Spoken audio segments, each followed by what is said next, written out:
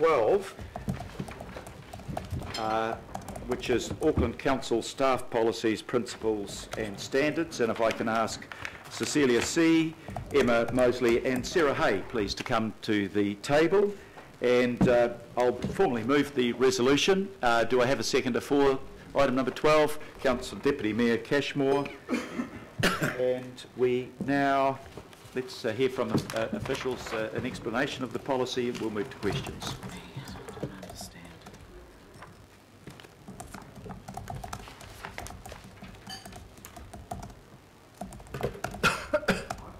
Cecilia, you're leading off. Yep. Good morning. This morning we're taking to you our staff policy on money and assets. This policy is part of a suite of policies that the Council has developed over the last few months, and it reflects our new approach, which is a principle-based approach on behavioural policies. We're now doing away with writing more and more rules and providing for each and every scenario available. So what we've heard from staff through our staff engagement survey and through many of the workshops that we've held with staff is that they are really looking for a sense of empowerment from management, and that they want to be trusted to make the right decisions. And many of the situations that they are faced with are in the shades of grey. And we believe that by giving them some really clear guidelines and principles and standards that they can work with, that we will be able to achieve that outcome. So at the heart of the money and assets principles, it is about calling staff to be the stewards of Aucklanders' money and assets. We're asking staff to act prudently and obtain value for money when they are called to make a decision about spending. Together with the principles, they reinforce that all spending must have a justifiable business purpose and be able to point to a benefit to the Council. For us, this is a step change in our culture, and we believe we can't change culture by writing more and more rules. The process that we've gone through to get us here has been rather comprehensive. We've held extensive discussions with our substantive CCOs. We have workshopped this with staff and, importantly, the PSA. We've also had a lot of user feedback. We've also considered what other large public and private sectors have done, including aligning this with the Office of the Auditor General guidelines for sensitive expenditure. In fact, some of the restrictions that we're posing under our money and assets component are stricter than what is provided for in the OAG guidelines. The CCOs, through their boards and their executive, have agreed in principle to the policy relating to sensitive expenditure. There is a planned rollout for our charter after Easter. There is ongoing work that we're doing to help bring this to life, including induction, onboarding, ensuring that staff understand this through e-learning, and developing people leader toolkits. Happy to take any questions. Thank you very much. So we'll start off with questions and then move on to comments. So questions, Councillor Newman. Yeah, two questions on page 38.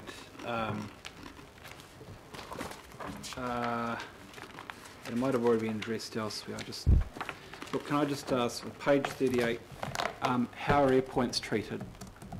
This is in relation to travel. Answer that question.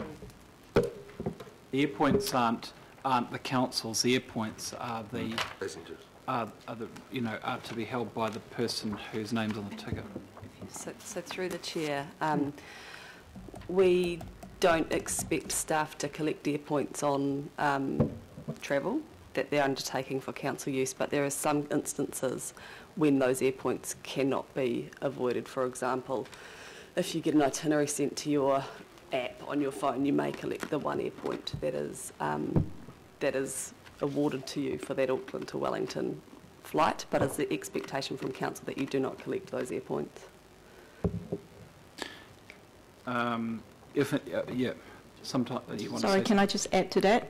The expectation is that any air points that are collected as part of a travel, which is funded by council, will belong to the council and to be used for future council travel. The current challenge we have is that the airlines currently do not permit a group use of air points. So whilst this is something that we have considered, at the moment there is no ability to enforce this or in fact monitor this because the air points belong to individuals. In that sense, if I can just ask a supplementary to that question, Auckland Council is in exactly the same position as every government department and every organisation that deals with the airlines. But our expectation is that the money from airpoints will be recycled to discount future council travel. I think that's as far as we're legally able to go. Yeah, I have another question, but yeah, please. Next question. Clarification around that was that I understand the intent of what you're trying to achieve, but I don't see how you can practically enforce that given that the airpoints are not transferable. The second thing is with the complimentary passes and the complimentary passes and tickets to events. It says here that that's permissible, but the distribution process must be open and transparent and the details recorded. So how does the open and transparent process work around the complimentaries?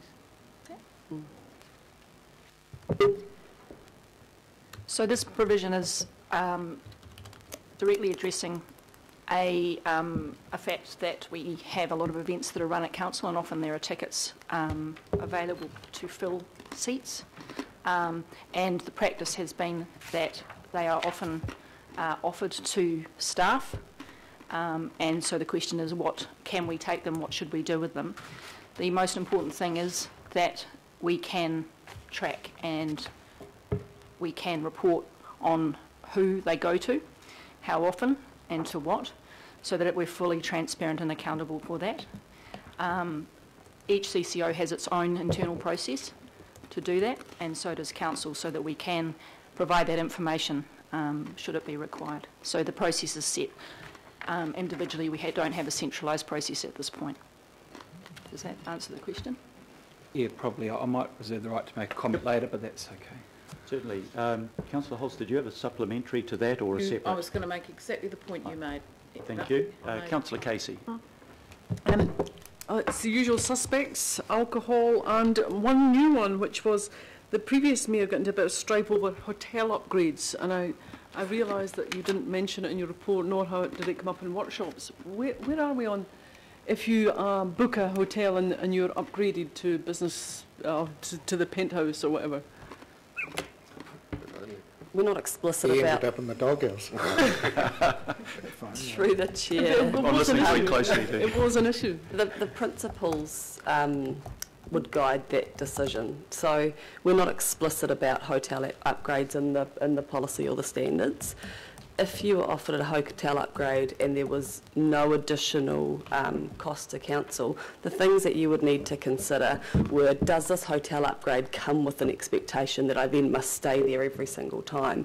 If there's that expectation, then you would be expected to decline it and be overt about the reasons that you're declining that. If there is no expectation, you're never going to travel there again. If that upgrade might include free Wi-Fi, you can get a bunch more work done, absolutely accept it. Right. The other one's the usual hospitality means alcohol, and there's an expectation from the public, the ratepayers of Auckland, that they're not paying for alcohol for either elected members or staff. Now, we have this debate all the time, but what's the expectation in this policy with regard to alcohol? The word alcohol doesn't appear in here, and I'd like it to, because I'd like it in a sentence, and I'll leave that from a speech that says something like, we do not expect to be reimbursed for alcohol. That would be a lovely phrase. But let me ask you just about where alcohol sits with regard to travel and whatever else. Thank you, Councillor Casey. The current position is that the alcohol can be purchased by staff under appropriate circumstances. The controls are that it would require a senior manager in the Tier 2 to grant that approval. The guidelines, so a lot of that's not, some of that's not spelt out, it's in the guidelines. The guidelines will stipulate the conditions to which staff is expected to follow if they are requesting for alcohol to be purchased. And we expect that the occasions will include where you are hosting an event that it is in order, perhaps expected from cultural or other reasons, to serve alcohol for that particular event. Well, hypothetically, I'm travelling on council business, I'm a staff member, I'm going out for dinner, I have a bottle of wine. Is that a justifiable expense that ratepayers pay for? No. No, I'm asking. Oh, sorry. Is that something that my line manager has to sign off, or is it okay to do that?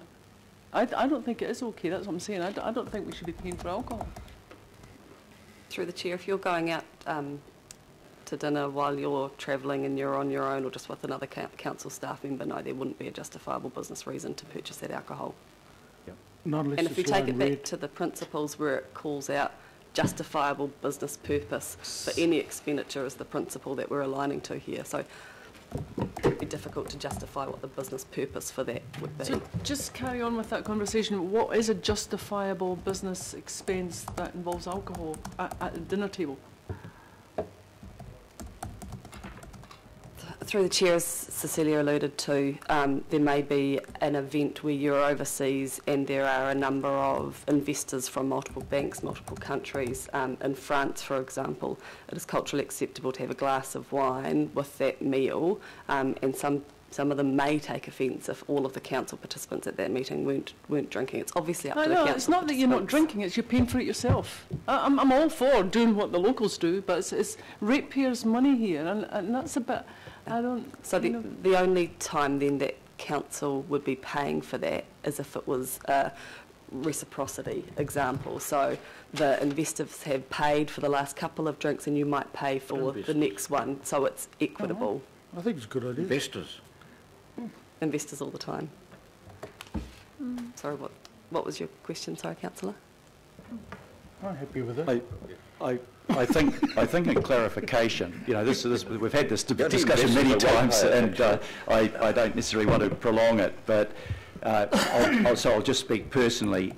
If I'm going out on council business and I'm expected to take somebody out to dinner, might be a sister city mayor, then in that situation the hospitality I would be expected to extend to that person would be to provide drinks with the meal. If I'm on a council trip to the local government conference and I'm down there because I'm a delegate at the conference and I want a glass of wine, I'll pay for that myself.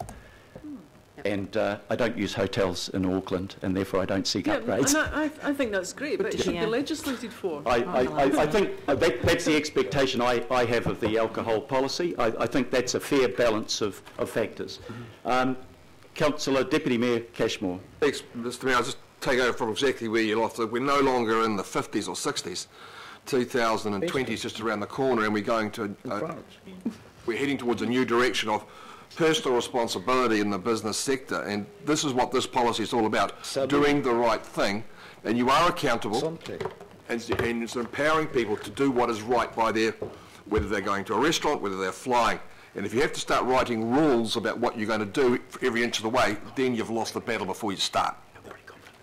Is that right? Exactly. Thank you. If I could just jump in with a question. In terms of the airfares, if a staff member is travelling for less than 8 hours, our expectation under this policy is that they will fly economy rather than premium economy? Because it's a little bit ambiguous. But my understanding was that it would be economy, not premium economy, for anything less than 6 hours. But that's correct? Yes, you're absolutely right. I think that's important to clarify. Councillor Stewart, question. Oh, yes. I just wondered, is there a possibility that we could have another recommendation, maybe C, that we have a quarterly report on all overseas travel and expenses paid for by the Auckland Council, which is paid for by the ratepayers, and that's also including council control organisations. It's something that I know that in Manukau Council, that was something that the councillors used to have to approve any overseas travel. I'm not saying we have to do that, but I think it would be quite useful and helpful, and for the public record, for people to see what travel is actually happening out there and who's doing it. Thank you. Through the chair, that would be possible for the council. In terms of data from the CCOs, we would go back and talk to our CCOs about the reporting through on a quarterly basis back to the committee. I just thought, because they're all really, even though they're council control organisations and they do their own thing, at the end of the day they're all part of what everybody keeps calling the family. So, Can I just seek clarification? My understanding is that we will be putting travel on our website, publicly available every 6 months. Is that correct? So I think the expectation at this stage was that it was going to be for the executives' travel on a quarterly basis, I thought. That wasn't... So you're already, the answer to Councillor Stewart's, you're already going to put it up quarterly. I thought it was 6 monthly. That was for the executives, their travel and expenses. That wasn't going to be for all staff travel going onto the website. So we're talking about international travel here? I think for international travel it might be appropriate for, I mean, I don't want to know when a councillor's got to fly down to Wellington for a meeting. That happens all the time, but for international travel it might be worth considering putting all international travel up on a 6 monthly basis. That highlights transparency. We might need to discuss that further. Councillor Filipaina, question? Thank you, Chair. Look, just clarification. This particular item is with staff, not with council and CCOs. I mean, that's another issue, isn't it? This is for all staff, Except including for CCO staff. Yeah, okay. But not elected members. officials. Not elected Okay. members. Thank you. But we might have difficulty differentiating ourselves from elected staff and the policies that apply. Councillor Holt's question. Oh, I differentiate. Thank you. Yeah, I guess my question is a little bit about what we're trying to achieve here. As a high-performing organisation, we need to make sure that we've got flexibility in this to do the job required of us. And yourself, you're required in Wellington on a regular basis. You're also required to lead overseas delegations, as are councillors. So the bit that I'm worried about is we need to have the same rules for us as we do for our staff. So I think this charter is a very good one, and I think councillors should abide by that as well. The concern I have, though, is if we tie ourselves up in absolute knots so that we become an organisation that doesn't travel and doesn't fly because it's a very easy and popular way to create news, we may be derelict in our duty. There's an awful lot of work we need to do in Wellington. You know, one of the problems we've got is that our relationship with Wellington hasn't been that great. We need to warm it up. We need to travel there. So I guess my question is, how are we going to report this in a way that actually shows the outcome of what we're doing rather than just XYZ flew 10 times this year? And I'll use myself as an example. I'm on National Council.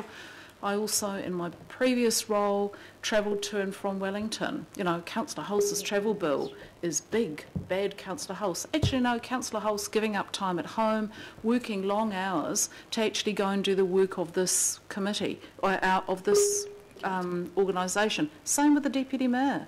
So I think we risk the reporting that councillors are so keen to see as a way of holding up the flag and going, oh, Councillor XYZ, no travel, good councillor, well done. Actually, councillor not doing their job. So my question is, how do we report that? So through the Chair, there is an opportunity for following international travels for staff to report back on the outcome of the trip as part of, you know, good business practice. So what was the intent and did they achieve that? That might become a little burdensome for domestic travel, but if we take it back to the principle of there being a justifiable business purpose, that's actually talking about the why, and we'll collect that information, not just the numbers and the cost. Okay, because I think, and I probably won't speak again, Mr Mayor, so I'll take my turn briefly. The problem we have is we are counting the minutiae and we're completely missing the point of the job that we're here to do. And I know that our no-fly zone that has been proclaimed over the top of this council is directly impacting our ability to do the work that we need to do at a senior management level. And I think we just need to go back to first principles and say, if the business case is there, we trust our senior staff to do the right thing and to make that business case absolutely watertight, and our staff need to do their job, as do councillors. There's no virtue in remaining office-bound simply because you're too scared to travel and do your job. That's not a question, I think it's a comment. It is. But yeah, of course, and anybody that thinks that travelling down to Wellington to go to a meeting is the highlight of your entertainment year, you'd be leading a really sad life if that were the case. Exactly. I'll do almost anything to avoid having to fly to Wellington, but occasionally I have to. Right, we now come to comments. So, Councillor Clow. Yeah, well, I will comment, and it's really a follow-up to what Councillor Hulse said. I mean, it is the outcome based, so we want to be careful. We don't want people blasting as they continually do ATED and RFA. I mean, they're chasing events, they're chasing shows. I mean, it's just part and parcel of what they have to do. I mean, you don't just call up Paul McCartney's manager and say, you know, how can you come down here in a month or two? I mean, there's a lot of toing and froing going on. And it requires travel and face-to-face and a lot of organisation. And I'm not going to get into the issue of international bonds and that sort of stuff, but senior staff in the finance department, I mean, you don't get off the plane and meet a McDonald's, you know, and have a burger and then get on to, you know, and get back onto economy again. I mean, it's outcome based. We've just got to basically be really careful we don't end up putting those two particular CCOs in a spot where there's just constant criticism by many who really don't fundamentally, possibly don't fundamentally understand the business that they're in. So I just want to make that comment. Thank you very much. Councillor Newman. Look, I don't have a problem with this. But I have to say that it's entirely reasonable just to publish information about international travel on the website and allow that information to stand, and people can draw their own conclusions. Nothing wrong with that. That's what being transparent is all about. There'll be some people that you'll never be able to persuade, but you know, that's just a fact of life. You know, not everyone can be part of the Auckland Council chair squad. I just think that, and some people can react to that, but it's the nature of democracy. I just think that, Your Worship, the nature of this is that expenditure of this kind is sensitive. The best thing to do is err on the side of prudence and to provide for as maximum disclosure as possible so as to avoid the legoimas. The legoimas can be handled by the information being made available without request, so that the information, when the legoimas do come in, can be refused on the basis that the information has already been published on the website. I don't propose that we should be meeting every couple of months to go through the run sheet as to who's gone where and for what purpose. If the information is already available and is accessible to the public, then that's sufficient for me, Your Worship. So, look, I'm frankly, I'm comfortable endorsing the principle around this whole exercise, but it's not unreasonable to expect that regardless of how we see these principles and policies in application, that the nature of contested Auckland will be that there will be some people out there who will never agree. Thank you, Councillor. Councillor Watson. Thank you, Mr Mayor. I've moved in an amendment. Could that be put up, please, so I can speak to it? Yep. So you've moved it. If we and Councillor Collins to second. Sorry, I'll just see if we can get that up so we know what the amendment is. That's quite a long amendment. So yeah, please speak to it. Okay. Thank you, Mr Mayor. And I would say at the outset that the foundation principles that have been articulated here are entirely commendable. They are what you would expect, and I think the opening line really establishes that, and if I could quote it, we use all money and resources in a way that delivers the best value for money and builds trust with the public. And I think that's certainly picking up on a public sentiment, not just in Auckland but across New Zealand, where there's a degree of revulsion, I think is not too strong a word, against some of the corporate excesses that characterise public entities, both local government and central government. So I congratulate you on picking up on that theme.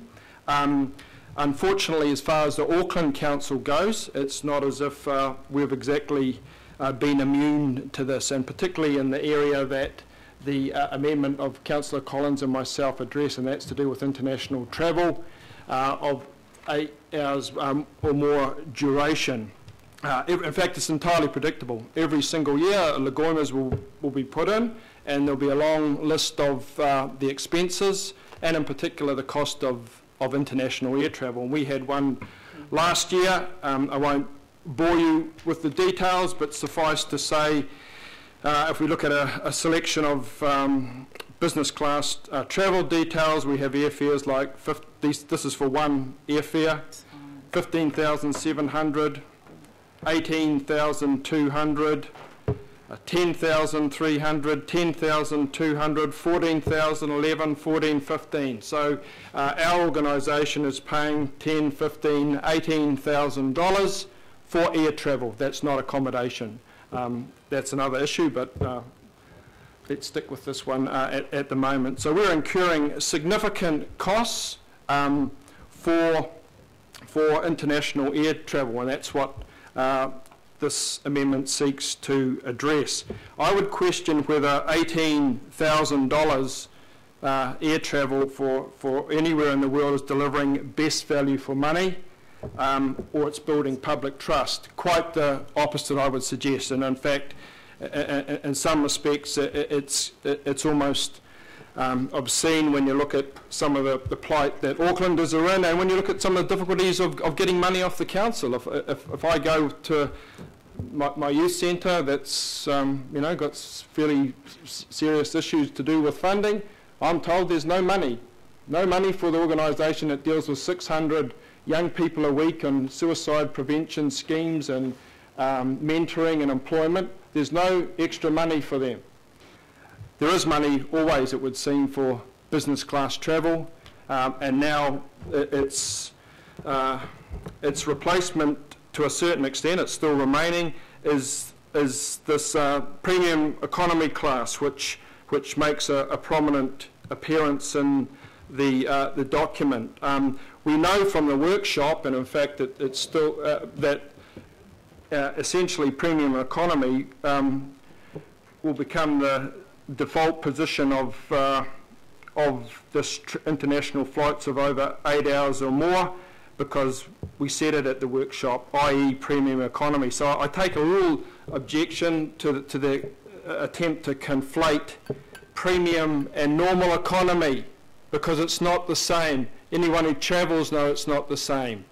In fact, if I just went random Skyscanner, and Skyscanner generally has the cheaper airfares, so if you look at premium economy for next month, if you're going to somewhere like the UK, premium economy ranges from 4,000 to over 10,000. Economy 1,900 to 3,000. So there's a difference of up to $6,500 there. The same goes for flights to China.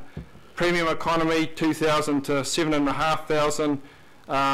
Economy 1,100 to 5,600. So premium economy means generally 2 to 3 times more expensive than economy. So please don't insult our intelligence by suggesting that economy class fares somehow are the same. They're not.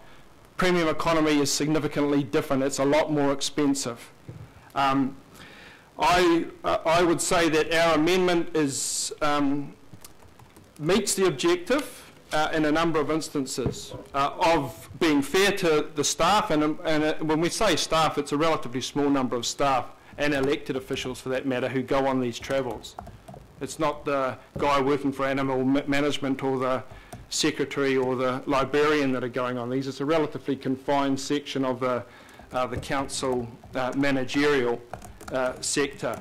So in the first instance, up there, if I look at number 14, what we are seeking to do there is to ensure that people have the option to fly economy class.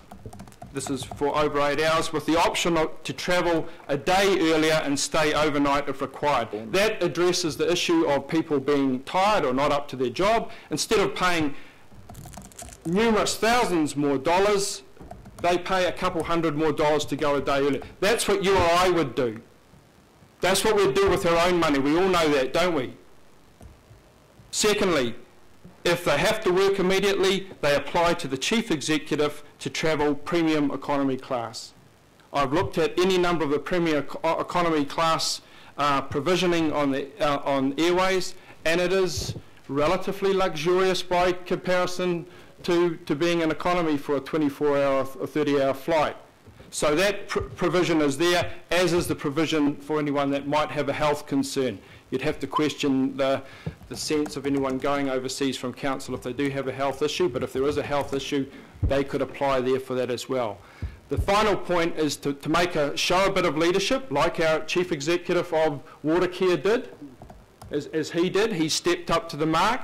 Council will not fund first class or business class travel. People can travel business class if they want, but they can fund the difference themselves. I think that's making a strong statement to the public of Auckland along the lines that our statement of intent here to deliver value for money and to secure public trust. I think to do otherwise, Mr. Mayor, is just to be seen to be continuing a long line of rather, frankly, embarrassing and very public exposures of a kind of corporate excess that we cannot justify as a council. We can't justify it to ourselves, far less to the public of Auckland. So I would certainly urge my colleagues round here, Councillor Collins and I have tried to strike a balance between ensuring that people are able to fulfil their function, to provide an upgrade where it's merited, but also making a strong statement to the people of Auckland that this is a council that will not tolerate excess and that is looking for value for money. And maybe think of some of the people in your own wards when you're making your vote too, some of the less fortunate. Thank you. I gave you, as the mover of the amendment, an automatic extension of time. That won't apply to anybody else. Councillor Collins, seconding it. Thanks, sir. I'm happy to second this amendment, and I think Councillor Watson has summed up our position really nicely. I just wanted to reflect on the notion that the officer talked about, we've seen in the report, around acting prudently, and what I believe is a public expectation that we are just that we're sagacious with their money, that we act prudently, we're responsible with their money. And I think this amendment strikes the balance, that if we've got a small group of people who have to undertake international travel, then they can apply, if they feel it necessitates the need to go on premium economy, then they can apply to the CEO, who will make the judgment on whether there is a business case such for that to happen. But I think we need to send a very clear message. Not so much talking about, as I reflect on this matter, not so much talking about the public service, I was thinking about me and what I believe the public expect of me. And I don't think they would want me to be on premium economy or in business class. I think the public expectation is that we fly economy. Councillor Watson's already mentioned the example we got from Raveen Durham, who had economy class fare paid and went on his travel, upgraded himself and paid the difference. I think that's not too much to ask of people. Yep, we want people to be out there, to be working, and we strike the balance again by going a day earlier and paying way less in an extra night's accommodation. So I think this is possible. I think this is the expectation of Aucklanders. I just wanted to add one point. Of the list of trips that Councillor Watson was referring to, there are about 70 trips just within Auckland Council, of which only 2 were reported back on. And so I think, I've heard from the officers that the expectation is that people will report back on them. But imagine that. Imagine what the public is thinking when we've got senior executives going overseas on business class, and of the 17 that return, only 2 of them furnish written reports. And I think the public would say that's just not good enough. And so I think we've got to be responsible, and I think this is the fair balance that the public of Auckland are saying, yep, this is fair enough. And I think this is a leadership issue. This is an opportunity for us to say we're setting a standard, this is the benchmark, and we expect all of the public service to follow suit. I enjoyed reading this document. I think the principles are excellent. All we're asking for through this amendment is to tighten up the way in which we interpret international travel. Thank you, Councillor. We're now debating the amendment, so just those that want to speak on the amendment at this point. So I've got Councillor Mike Lee. You're speaking to the amendment? Thank you, Mr Mayor. I'll wish to speak in support of the amendment and commend the mover and the seconder for bringing it forward and making the argument that they have. I guess we are living in unusual times, and in regard to this council, we are going out with a 65 billion long-term plan and asking the people of Auckland to have their say. There is real public concern about what seemed to be corporate excess, rightly or wrongly. There was a report late last year that indicated over $1 million had been spent on 104 trips. It kind of works out as 100,000 per trip by council officers, which by any analysis seems excessive. Now that can't just be the airfares, that must be the places where they stayed 104 times to give it that average. The appearance is not good. It's not a good look. I think what Councillor Watson is saying is quite correct. We have to look at things from the average Auckland ratepayer. Point of order. Can we just clarify, is the councillor misleading with that figure of 100,000? I think almost certainly, Councillor Lee, that 100,000 sorry, it's 1.1 million for 104 trips. Which is 9,000. That's on record. Yeah. So it seems excessive, doesn't it? I agree. It's certainly not 100,000. Maybe we need we really got to have That's $10,000. That's not a point of order. Can I speak without interrupting? Are you misleading? Order, please. No wonder order. Get your maths Order. done, mate. I Get think, your maths. look, it's easily clarified. I think the maths are wrong, not deliberately so. Sure, they're not deliberately so. That would come down to about 9,000 per trip, I think. Yes. So that should be withdrawn. Yeah, so I'm sorry, Councillor. You've made a mistake. I'm not saying it's deliberate, but I withdraw. That is quite correct. I'm sorry. Please continue. It's 10,000, over 10,000 per trip. I beg your pardon. Still, that's excessive, and it's the appearance of excess that is concerning people, especially as we go into the long-term plan consultation, or we're in the long-term plan consultation. Watercare Services always had the image of being a very corporate entity, but during the period in which 104 trips were made by Auckland Council officers, they made one trip. And so I think that gives an idea that some of this travelling seems to be disproportionate. I think what has been moved here will actually strengthen the council's image and confidence in the council from the people of Auckland. Thank you. Thank you. Councillor Sayers.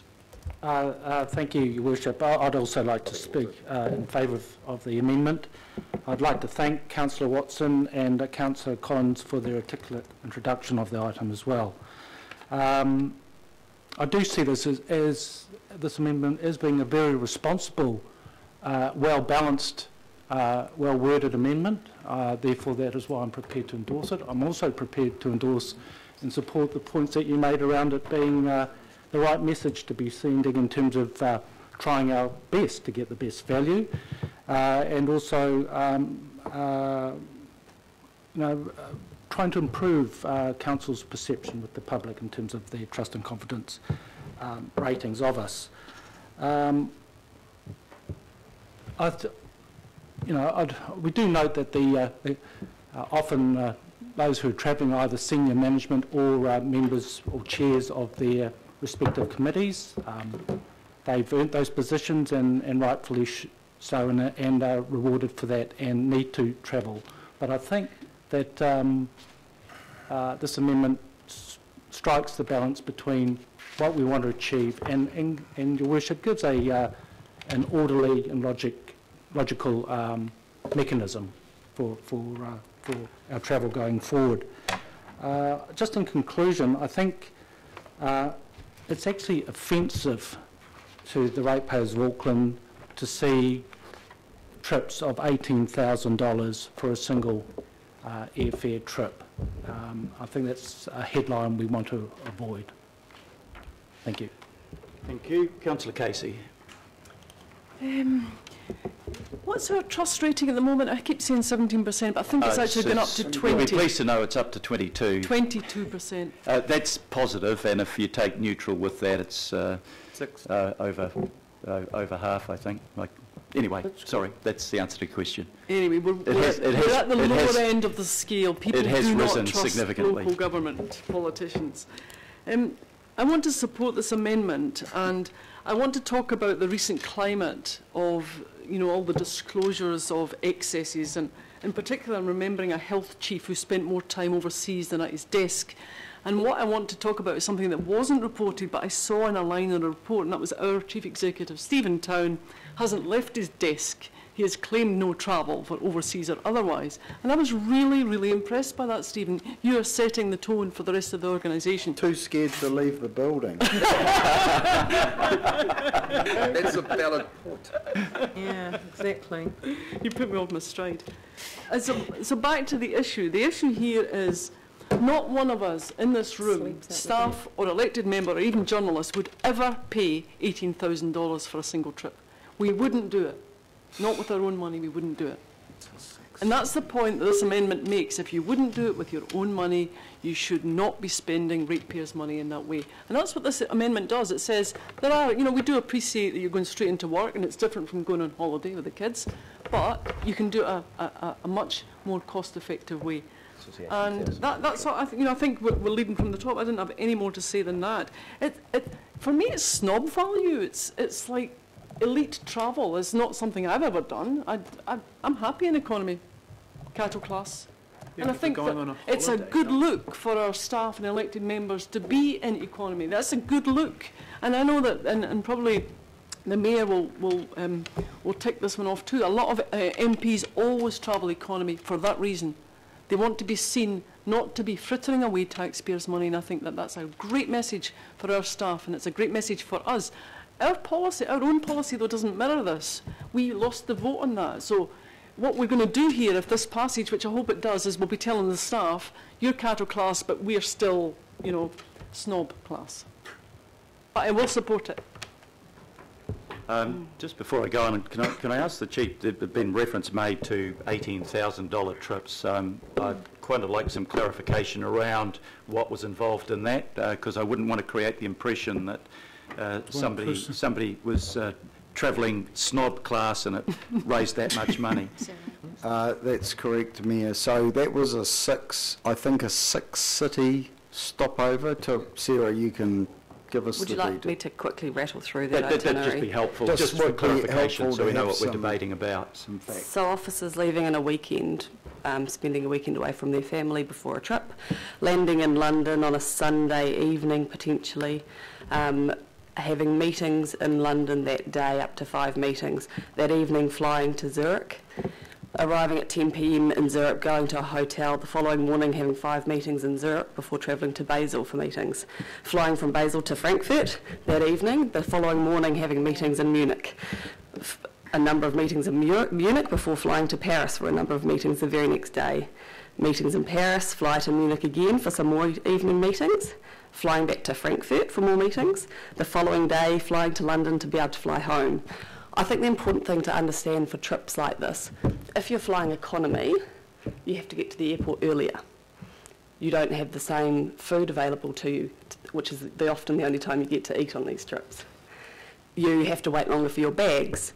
So the time that you're taking to have this increase in travel arrangements means you can have less meetings, means you're away for a longer period of time. It doesn't seem very glamorous to me. Point of order. Can we not have opinion and debate from the officer? Just facts. Point of order, Mr. Chair. Point of order, Councillor Watson. That is not the flight that I'm referring to. That's our own council information here. It refers to one travel date. The flight is to UK via Singapore and Hong Kong. So that's not the one that I'm referring to. Okay. That's from our own information. Okay. I'm not familiar with the information that you've got, but that was... You do have to stop in Singapore to get to the UK. About that. That was the most expensive trip was taken was the one that you just referred to, and you've outlined what that involved. That is an example of an expensive trip. Yeah. Okay. But not the one that's... No, maybe not the one that you were talking about, Councillor Watson. I take that point. Right, we've got Councillor Cooper. Thank you. I had one question, and then if I can speak. There was a comment before by Councillor Watson when he moved the resolution, which kind of implied that if we don't spend the money on the travel, it'll go to community facilities. So if we don't have a budget for something, we don't rate for it, do we? If we have a lower budget, we don't rate for it. We don't have a pot of money that says, now we'll move that from that bit to that bit. Is that right? Maybe the CEO can answer that, because it just gives an impression that there was some money sitting there to be, if we don't use it there, it'll go somewhere else. So the policy is quite separate to the budget setting process, and in my CEO performance agreement with you for this year, we've got a travel budget of 1.3 million. So the 1.3 million, what that means is that we've got staff who are travelling to within New Zealand, paying for the airfares themselves. That's not to do with the policy. That's to do with the size of the budget. And yes, when we set a budget, we rate. 45% of our income is rate funded and funds those budgets. So the lower the budget, the less we'll spend, and you know, people will do other things to make things work. Yeah, so I guess what I was just clarification, it doesn't then say, oh, we saved 200,000, now we'll put it over there. We just don't rate for it. Okay, so I mean, I've got some sympathy with this. One of my other concerns is in those internal flights, so if you're going from, say, Zurich to London, you might not get premium economy. So if you've had the dispensation because you can't travel a day earlier or you've got a health issue, then you've got no option. So that concerns me because that makes it really tricky. And one of the other things, and I'll say from experience myself, on our own private family holiday last year, we did the 17-hour in economy. We're travel economy, we can't afford to do the other stuff if we want to go on the trip. 17 hours from Auckland to Dubai. My husband ended up with a chest infection and an eye infection. Then it went through our party. It cost us considerable amount of money going to a Spanish doctor when we got to Madrid to actually, from then another 10-hour flight to Madrid. And actually my husband was quite ill and he carried that right through the trip. So he wasn't as on the top form that he could have been. So I also get concerned because when you're in that, you're really crammed together, and you know, if then your staff get sick, what happens? So they've set up all these meetings. They've got, you know, I'm not even going to talk about what it's like to have an eye infection, but we all know. Or you're coughing all over somebody, then there's an issue. So I've got concerns about that as well. And you don't even have to have existing conditions to get those things. You just have to be crammed in with a bunch of people really close together with your knees jammed up around your ears, like happens to my husband because he's 6'2", and not, you know, filthy toilets because they don't get to clean them in 17 hours, all of that sort of stuff. And this is gross, but that's what it's like. And so I think we've got to think about that as you want your staff to be at optimum performance when they get there. And that's a reality. So I do have sympathy with this. I kind of want to vote for it, but I do feel like we're not thinking about the practical thing. We're just thinking about what does it look like out there. I don't want to send our staff out there ill, you know, when they get there and they can't actually achieve what we were trying to achieve and the whole point of spending the airfare in the first place. So that's, I think, in the end, why is I wouldn't vote for it. And it's not because I want to be profligate with our money. It's because I want our staff to be at optimum health when they get there. Thank you very much, Councillor. Councillor Wayne Walker. Sure. I'll just make a couple of points. I think the first one is that moving this amendment will send a message to other councils and other organisations in New Zealand, and that's an important role that this council plays. So in voting for this amendment, I've got that in mind. The other particular concern that I have, which is probably the one that I rate uppermost when I'm considering almost any form of air travel, and that's around the carbon footprint.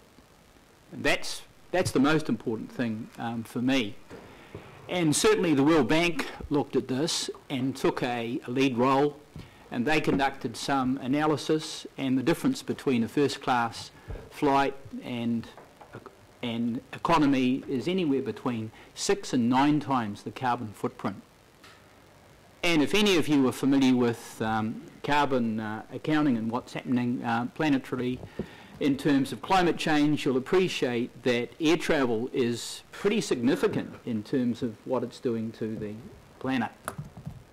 And while it's not up there, what's implicit within this is that this amendment will significantly lower the carbon footprint of this council around air travel.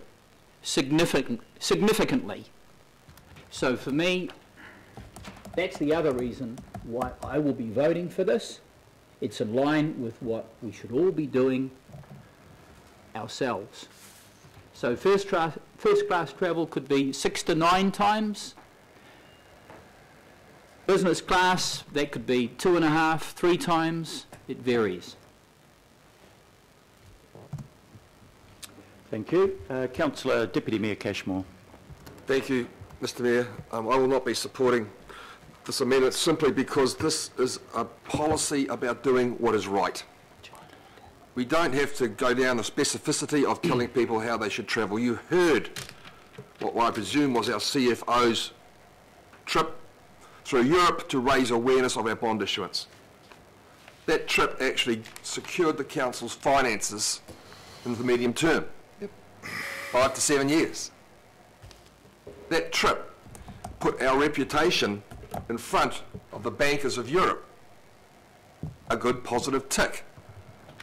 If that trip had cost $18,000 or whatever it was, the return is still substantial. Doing what is right, I would suggest our CFO at that time did exactly that.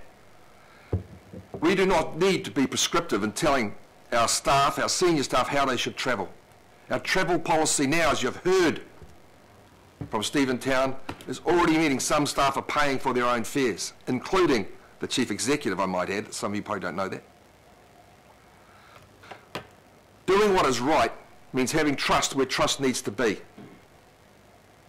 And we are going to be transparent, and we are going to be accountable. I would suggest what's been suggested here, although it might have mass popular appeal, in actual fact will do material damage to the long-term viability of us attracting quality top-end staff to do top-end jobs in one of the most difficult areas of any business activity in the country. Thank you very much, Deputy Mayor. Councillor Clow. I have a question of the mover and seconder. Apply to the Chief Executive to travel premium economy class. What's the expectation, and how does that cover councillors? At the moment, I have to approve the Mayor's travel plans, and I presume the Mayor approves others, I'm not sure. This is not capturing, it's actually leaving it open for councillors to fly business class. What is your intent in that area? That's a question of the mover and the seconder. That's a good question. Well, I would expect the elected officials to follow the example they've set for the remainder of the staff. That would seem to be the only course open to them. So we'd hope there'd be a flow on. Okay. I'm not going to repeat what Councillor Cashmore said because I totally agree with that, but look, I've got sympathy for this, and I would be willing to vote for this if the mover and seconder would do two things, and that would be where it says apply to the Chief Executive to travel premium economy class, and then in brackets, or if unavailable, business class. Okay, that's my first thing I'd request to be considered to add in there. And the reason for that is sometimes premium economy is not available or it's sold out. And you could be going to do something at the last moment. And that would then have a consequential change in 15 where it would take out all business class travel. So that would leave an option there. Because I really don't have a problem with our senior executives having to fly premium economy to Europe, but to fly a day earlier. There's no question about that. They would be going a day earlier to rest, because I fly to Europe once or twice a year for my business, and I fly economy generally. Though occasionally, if there's a super deal on premium economy, I'll fly premium economy. And I'm 65, and I can tell you, I just get buggered. I get there and I'm out of it. I'm wiped out for a day. And it's actually worse coming back. I don't know why that is, but it seems to be worse coming back north to south. So, I mean, if the mover and seconder were willing to just have that consideration to add in brackets, or if unavailable, business class, and then the consequential change in 15, I would vote for this. Okay, Councillor Hulse. Thank you. And Councillor Clow and I, and we didn't even text each other, nor did we discuss. We're on exactly the same track here. I'm actually very comfortable with the default position being business, whatever it is, a premium economy. I do think that should be the normal way of travelling, if over 6 hours. However, in the example that was just given of our CFO doing that gruelling piece of work that actually secured the financial future of this organisation, I absolutely support the fact that that could be done via business class travel. It's kind of inhumane to put people through, and it's, you know, I think if anyone has tried to do that, you would realise it is undoable. So I think we've got a good, you know, we hear a lot around the table around human rights and union, you know, we need to move after an hour of sitting here. Well, why do we not think about our staff in those terms too? So I think what Councillor Clough is proposing is both humane and practical. I think we are at a time in council where premium economy is seen as the posh option, and I think that's about as posh as we should get. There are other councils around New Zealand who you know, premium economy is as good as it gets. They have no business class travel in their policies at all. So with Councillor Clough's small changes, I would support that. Okay, I'll take the last call on this. I'm opposing the amendment. I know this will look very popular to the public out there. Hammer the bastards. Don't let anybody travel business class ever under any circumstances. And that's what I object to about this amendment. I'm as tight as you get on travel and hotel accommodation. I've travelled more than anyone else in this room, I guarantee, as Foreign Minister and as Trade Minister.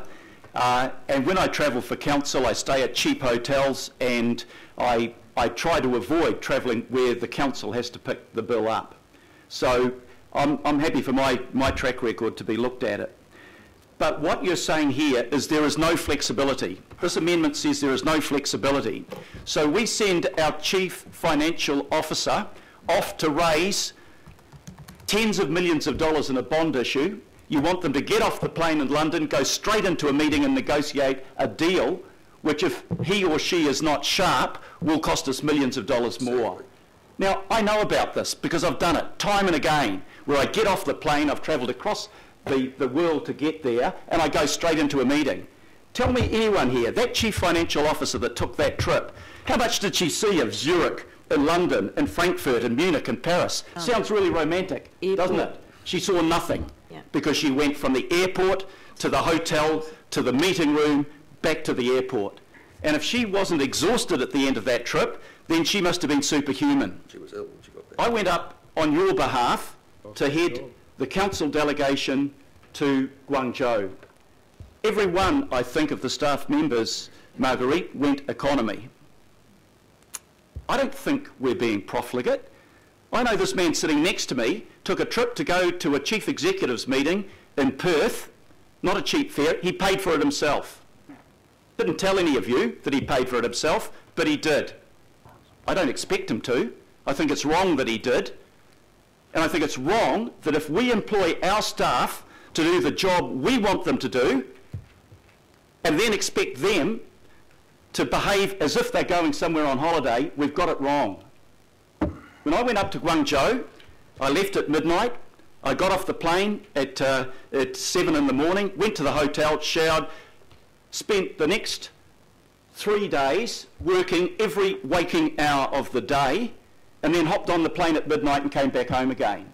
On the last day I did 8 media interviews and attended 8 meetings and spoke at all of them. Now, I'm not asking our staff members to do anything I wouldn't do myself. But would I go on an economy class when I work all the way up there on a plane anyway, because you've got to do your briefing, write the report on the way back? Would I do that? No. It's just not humanly possible to do it. So why should I expect our staff member to be treated worse? There is no flexibility in this recommendation. I think rightfully claim to have instigated the tightening up of this policy to a degree that some of you felt was unreasonable. I've cut the budget, asked the Chief Executive to cut the budget by nearly 1/3. That will drive the policy. That will drive the policy of people not travelling unless it's important to travel. Either travel is worth doing, and therefore you want the person to arrive at the destination in a shape to do the job that we expect of him or her, or it's not worth doing, in which case don't go at all. I'm all in favour of cutting our budget back, and I've insisted on that in the agreement with the Chief Executive. But I'm not going to vote simply because it might might please one or two people that think we should wear sackcloth and ashes, that we shouldn't have cups of tea here unless we pay for them ourselves. We want to start tightening down on staff. Let's start with ourselves. And let's say, is there anything we can cut back? Are we doing the work that we are paid to do? $107,000 a year.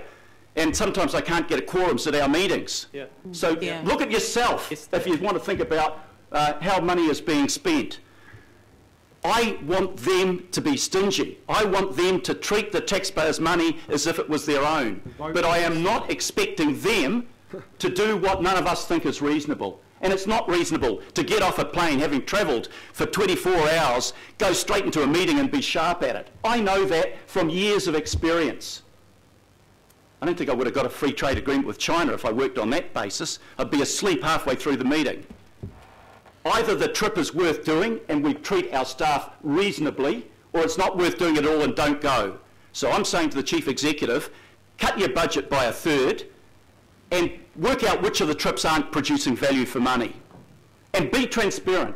That's what I want from all of us as councillors and from the staff as well. If you're spending money on sensitive expenditure, be transparent about it.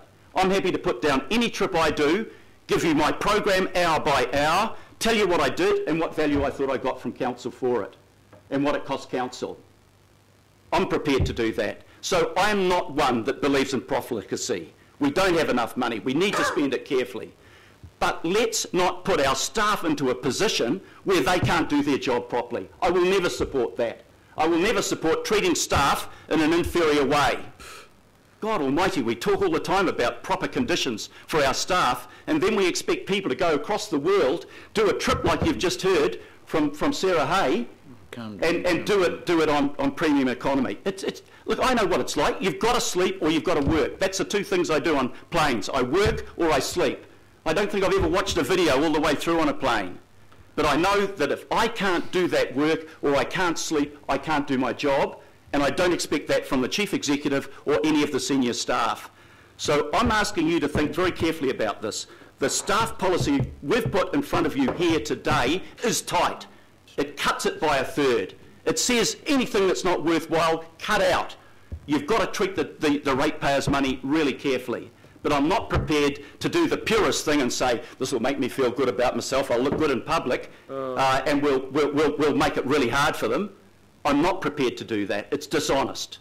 So, you know, you will vote as you will vote, and I think people have probably already made up their minds, but I will not vote for something that I believe so lacks flexibility it would be grossly unfair to staff and counterproductive. So let's take the vote on the amendment. Division. Done by division.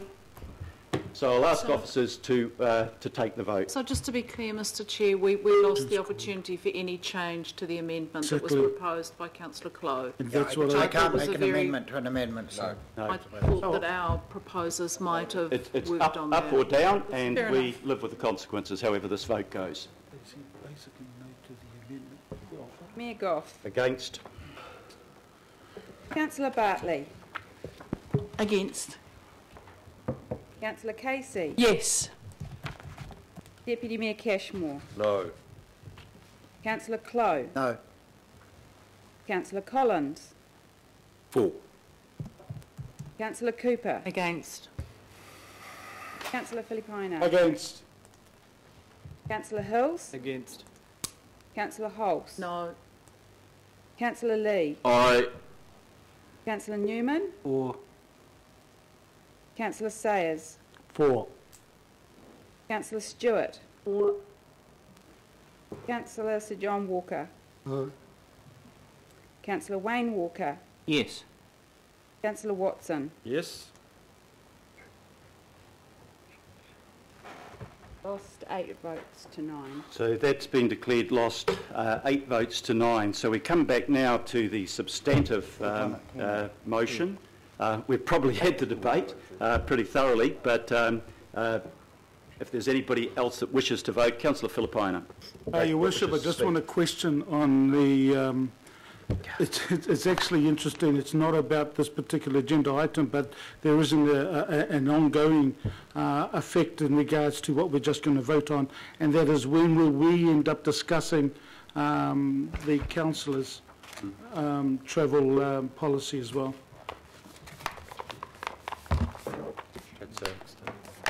I mean, I know that this is about our staff and CCOs, but I think it's important that needs to come back. Sorry, Marguerite. Yes, we can certainly review the elected members' policy and look at aligning it to this new policy and bring it back to you. Okay. Okay. Any other speeches? Councillor Richard Hurls. Yeah, thank you. No, just a quick few comments, and it's a shame we have to spend so much time on things like this instead of the high-level governance focus, Auckland focus that we're supposed to rely on, because, you know, this is often after headlines, and it's a shame. You know, I congratulate the mayor, and to be honest, I was concerned when we cut the budget back from 1.9 to 1.3, because I was concerned at what work misses out and what we don't do. We act like staff go on holidays and things like that when it's meetings. You know, even going down to Wellington for local government New Zealand stuff for me is getting up at 5, spending all day there, arriving late. You know, no big deal, but still, that's time away, and that is what staff do. Staff don't want to probably travel. Staff will probably go and look and go, actually, if you keep screwing this down, I'm going to try and do this offline because it's not good for my health. We probably have health and safety constraints. The other thing we miss out is the money we spend on things actually makes us money. Regional facilities flights, whether they're business or not, they raised over $70 million that is not ratepayer money off the $191,000 they spent on flights getting trips. I think they spent 100 million tickets or something ridiculous last year. You know, if we as a international city don't allow our staff to go away and make them feel bad about going and collecting those concerts and those acts and those theatre performances or art gallery exhibitions, then we should just pack up those operations and say we shouldn't be doing them. Because, you know, if they're getting $70 million worth of non-ratepayer funding to fund things that Aucklanders expect, then that's pretty good. That's saving us $70 million of ratepayer funds. If we're expecting to do huge infrastructure projects and we're ramping those things up, and, you know, people in my ward all the time go, where are the experts on this? Why isn't this being done? You know, well, we do need the experts, and we do need the best people in our organisation. We do need to be talking to people right across the sector to get infrastructure projects done over here. I mean, we spent 1.9 last time, but the government, the cabinet, 28 members, 28 people, spent $4 million last year. That's 28 people. We spent 1.9 over 10,000 people. So I'm all about finding efficiencies, but if we keep yelling and screaming and aiming things at our staff, these staff policies, principles and standards are great. I'm worried that we are all digging too deep into what is more a management issue rather than political issues.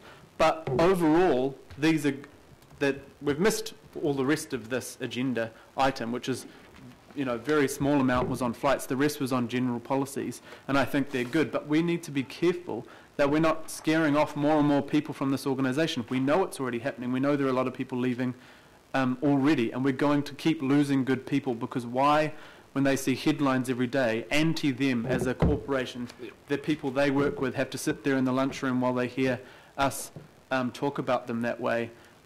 Headlines in the paper every morning when they wake up, when they're sitting on the bus reading their phone. We have to be actually really careful that the people in the corridors we walk past are people doing the job for us that we expect them to do. And I don't and have not seen anything inappropriate over time that shows that. And when that does happen, those people are usually shuffled out pretty fast, and we fix it. And, you know, once again, I think we have missed it, talking about flights. We've cut the budget over 600,000 going ahead. So, you know, hope that's what's in the media from today. But I think generally these principles and standards overall are good. You know, not even talking about the flights, the rest of them. So thank you for the work that was done on the whole breadth of issues around this. Thank you very much. Councillor Filipaina. Thank you, Your Worship. I was going to say what I'm going to say prior to you closing the debate on the amendment, and that is in regards to the trip that I took on behalf of Auckland Council to Chicago. Your Worship, I mean, reading the report, and again, I just want to say thank you as well to the officers in regards to the agenda item we have now. But my comments, Your Worship, are going to be based on 14 and the travel a day earlier and stay overnight. And I need to mention Paru Sud, the manager from our West End. That particular trip was the worst I've ever taken, and I mean, I hardly go on overseas trips. I think the last one prior to Chicago was over to the North Shore. So, yeah, so that was a good trip. So, Your Worship, the reason I mention Chicago is that both Parul and I spent approximately a day, and we were supposed to stay overnight before the briefing and the C40 conference and the awards ceremony.